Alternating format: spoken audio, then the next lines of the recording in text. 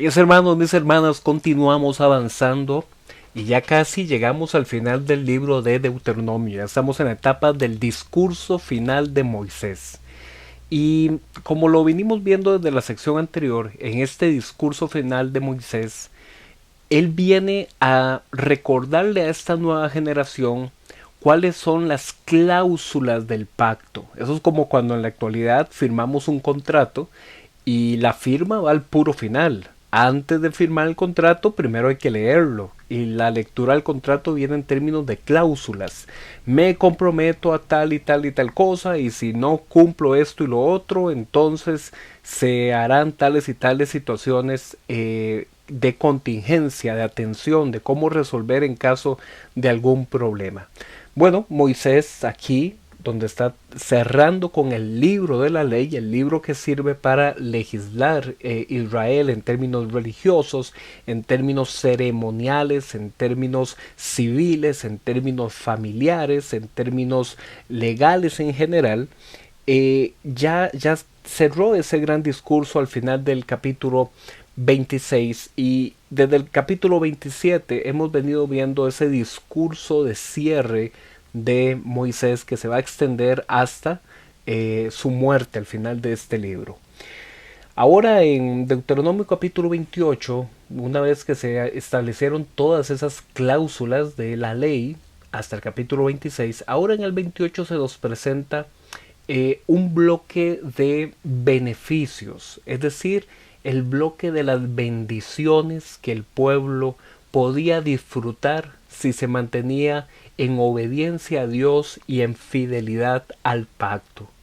Este bloque de bendiciones son declaraciones que expresan las formas en las que se manifestará la paz en todas las cosas que ellos hagan. Esa paz estará presente en la tierra que ellos van a habitar, la tierra que será fértil en los cultivos, fértil en los ganados, en los rebaños. Tendrán abundancia de alimentos en los hogares, tendrán victoria sobre sus enemigos, tendrán una gran descendencia generacional en su familia, tendrán las puertas de los cielos, las ventanas de los cielos abiertas. Eso significa que habrá lluvia y esa lluvia provocará que haya prosperidad en todos los trabajos que emprendan. Esta sección es una declaración hermosa de todas las bendiciones que Dios va a traer hacia ellos si de todo corazón se comprometen a ser fieles a las condiciones del pacto. Y como ustedes lo pudieron notar, aquí sobresalen mucho los temas de la fertilidad de la tierra, las lluvias, los ganados, etcétera. Recordemos que en Canaán era adorado la deidad El, así se llamaba su dios principal, El, y sus parte de sus dioses principales era Baal y era Asherah, a los cuales, por ejemplo, a Baal se le representaba con una figura, una estatuilla, donde en sus manos se colocaba un rayo, porque justamente a Baal se representaba como el Señor de los cielos que controlaba la lluvia, y a Asherah como una diosa que traía fertilidad a la tierra, a los cultivos. ¿Qué es lo que este discurso de bendiciones hace una vez más martillando el tema de que no deben tener otros dioses? Esto es un manifiesto para decir, mira, no es él, no es Baal, no es Asherah, es Dios el Señor. Recordemos que cuando decimos Señor, estamos haciendo una referencia a el nombre de título personal de Dios, Yahvé. YHWH, esas cuatro letras que representan esa traducción que vimos en el libro de Éxodo: yo soy el que soy, Yahvé. Es Yahvé el que te colma de bienes, de misericordia, de bendiciones. No es Baal, no es Asherah.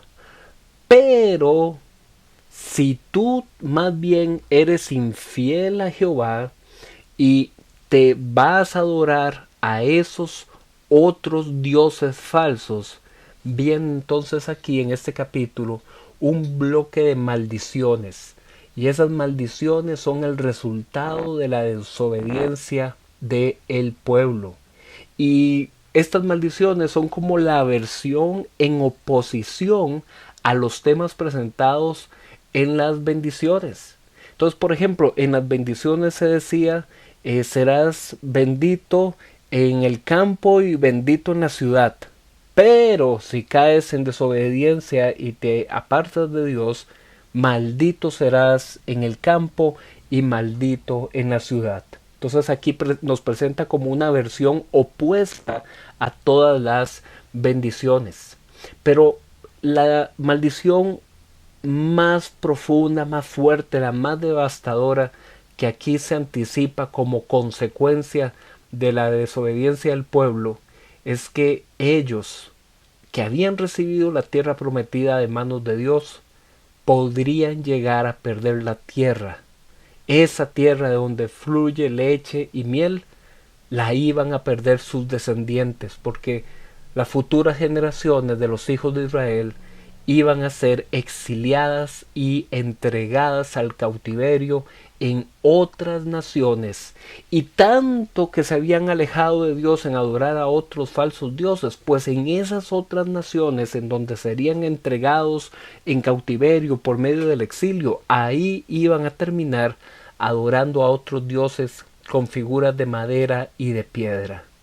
Otros pueblos iban a venir, pueblos ajenos, a gozar el fruto de la tierra prometida. No ellos, sino otros pueblos ajenos.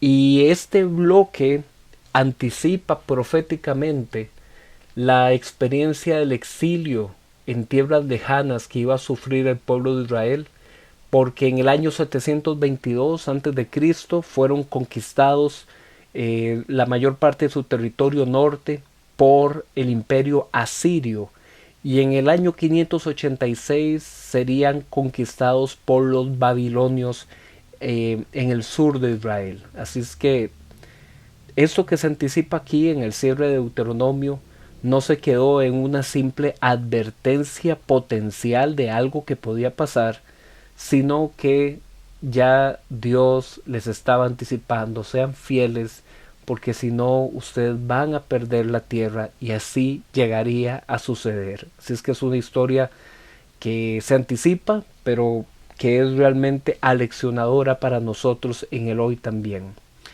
El pueblo desobediente ya no iba a tener victoria, ya no iba a tener protección contra sus enemigos, sino que iba a sufrir asedios en sus ciudades. Y va a ser tanta la hambre, se pronostica aquí, tanta el hambre que van a padecer durante esos tiempos de asedio y de guerra, que incluso van a querer comerse a sus propios hijos. A ese nivel iba a ser la desesperación de Israel. En Deuteronomio capítulo 29, una vez más que se han enunciado estos términos del pacto entre el Señor y el pueblo de Israel, el pacto que fue ahorita renovado en Moab, pero que había iniciado en el monte Horeb o en el monte Sinaí.